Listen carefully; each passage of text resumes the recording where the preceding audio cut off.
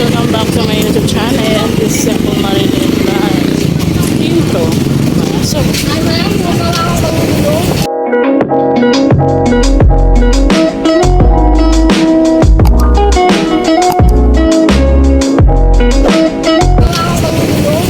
hi guys, for today's video ngayon guys is pupunta kami ng barangay. Kukuha kami ng food bag. Tayo ko sa inyo guys ha. Hey guys, ito pala sa kabila dadaan guys. May mga kasama ko, maiingay. Dito kukuha ng food bag guys. So guys, pupunta tayo dito sa Skibidi Court. Kunin natin yung Skibidi food. Tapos, magdadampa kami ng Skibidi. Pipila kami ng Skibidi. Walang pila. Walang pila guys. May nalang po. Ayan guys, ang aming kinuha. Sabi nila may pila na mahaba. Tapos mahal. Alambot day.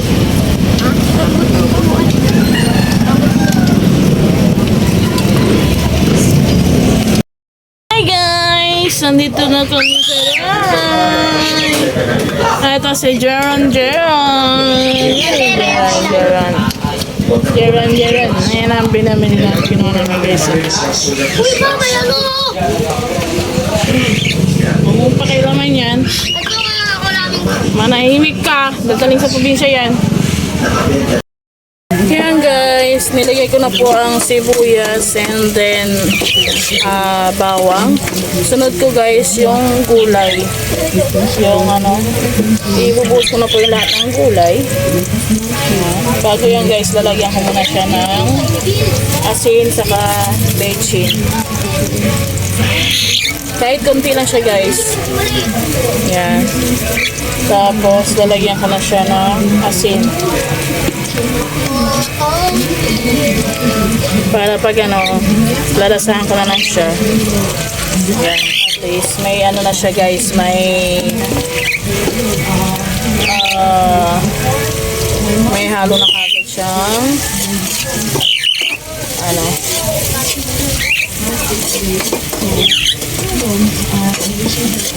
pag wala pa rin lasa, lalagyan nga natin siya ulit ng asin sa baking guys. Tapos lagay na natin yung malaglag yung gulay guys. Yan.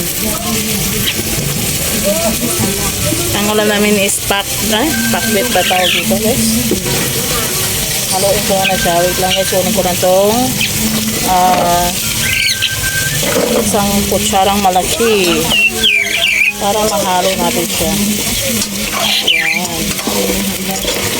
And then lalagyan natin ang iba pang gulay.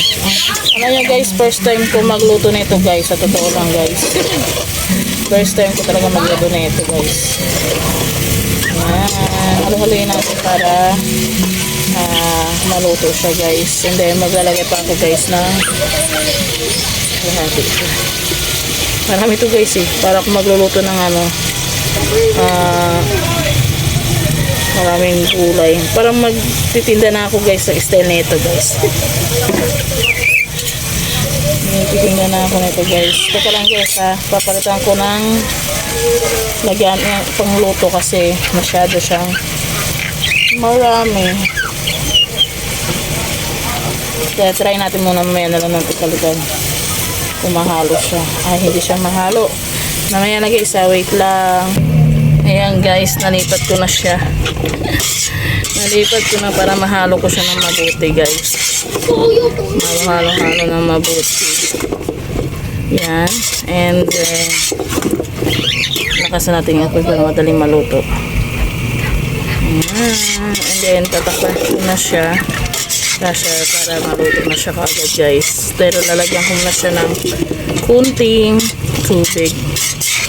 Ayan, tapos ilalagyan na natin yung yung release guys. Wait lang guys.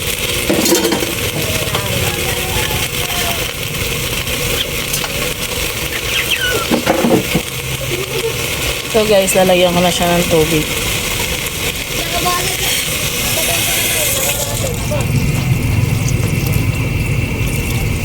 Yan. Huwag yung tubig. Damihan na natin. Tapos na yan guys, na tubig.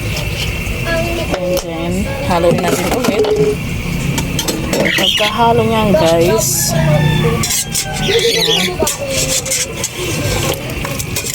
yan guys, haluin natin siya ulit.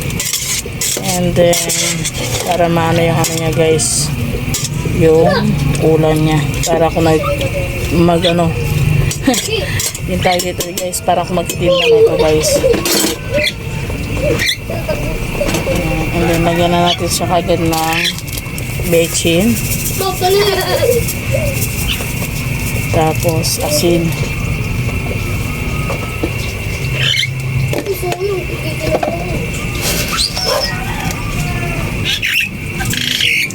Yan. Konti lang. Yan, pwede na yan kasi may ano ako guys, may dilis akong, dilis ba ito? Ah, hindi hipon.